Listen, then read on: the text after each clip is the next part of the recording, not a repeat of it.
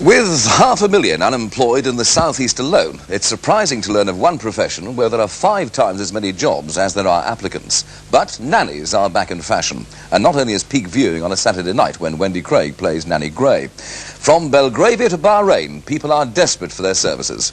Laurie Mayer has been finding out who needs them and what they get for their money.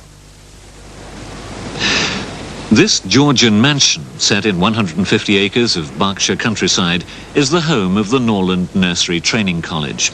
It was established in 1892, the days when the hand that rocked the cradle ruled the empire. Norland is world famous as a training ground for royal nannies. Girls here pay £5,000 for a 21-month course in how to look after other people's children. The uniform at £160 is exclusive from Harrods. Norland was a vision of a Victorian headmistress, Mrs. Walter Ward, who firmly believed that educated women were needed to take charge of children during their early life. Her meticulous notebook, still preserved, is a compendium of child care.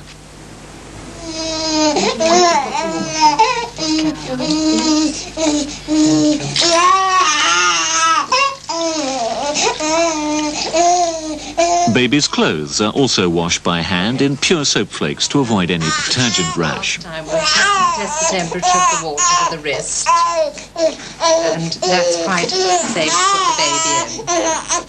Lift him up and put him in gently. Good afternoon, ladies. Now, following on from our previous lecture, for the 132 students at Norland today, the Bible is Hugh Jolly's book of childcare. The college principal, Louise Davison, a mother and master of philosophy, believes the traditional image of the nanny has changed radically. Well, I don't like the word nanny. It conjures up the wrong impression to me. Nanny to me sort of makes me think of the old-fashioned dragon of the nursery.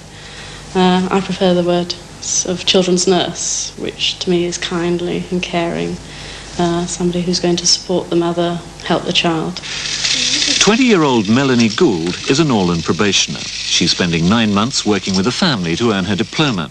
She gets £40 a week and a self-contained flat for looking after baby Michael, whose mummy is a high-powered executive. Michael is just 5 months old and quite a responsibility. I wasn't frightened at first, and then I realised that I had somebody else's new baby and I was solely responsible, whereas at college, although you may have had sole charge, you had somebody to refer to, you know, if there was something going wrong. There was always somebody there that you could just say, look, you know, I need some help. Whereas in this job, I'm by myself. What are your sort of private thoughts about being a nanny? Do you think it is in the best interest of the child, or do you think the child's always better off with his own mum? Well, obviously, the ideal thing is for a child to be with its mother, particularly in the first year of life, which is so important. But, you know, I suppose I wouldn't have a job, would I, if I didn't think... I mean, I don't really believe in nannies. Do you find it difficult, then, not to sort of pass judgment on mums who do employ nannies? Yes, I do find it difficult. Melanie sees her full-time career lasting 5 to 10 years until she has children of her own. But in the old days, being a nanny was a job for life. Norland used to award silver medals with bars for long service. Each bore the inscription, "Love never faileth," and "Fortis in arduis," strong in difficulties.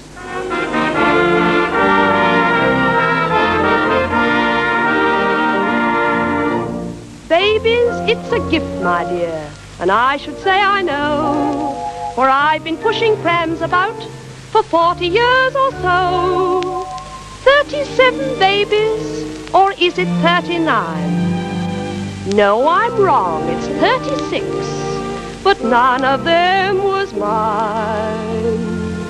Other people's babies, that's my life, mother to dozens, and nobody's wife. The nannies still congregate in Kensington Gardens. Come rain or shine, you'll find them in the flower walk with their sensible shoes and often pre-war prams. Their charges still sporting velvet collars and names like Letitia and Melissa. But the change in the nursery is more real than apparent. Dorothy Walker, a nanny for 52 years, is thankful. I used to get up at 6 o'clock and take the nanny a cup of tea, the head nanny that I was under, and then I used to have to light the nursery fire and wash the floor all over before breakfast, which was cork. It used to be cork floors in those days.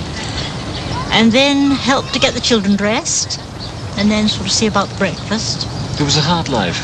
It was quite busy. How do you think things have changed, being a nanny today to the old days? Well, it's more free.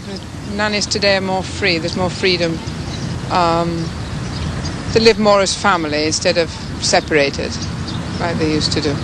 What sort of duties did you have in the old days? Well, the same sort of duties, looking after the children, their washing, but of course there were no modern appliances as there are today, washing by hand and not machine. And nursery maids one had, and more help in the house. But the nanny's traditional skills, like smocking, are still taught at Norland. As part of their final assessment, the girls also have to make wooden toys, soft toys and knitted garments. At cookery class, they prepare all the food for the children in the residential nursery.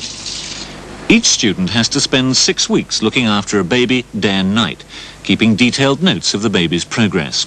Student Ruth Cackett sees a great future in being a nanny. I think there are now many openings to combine working with children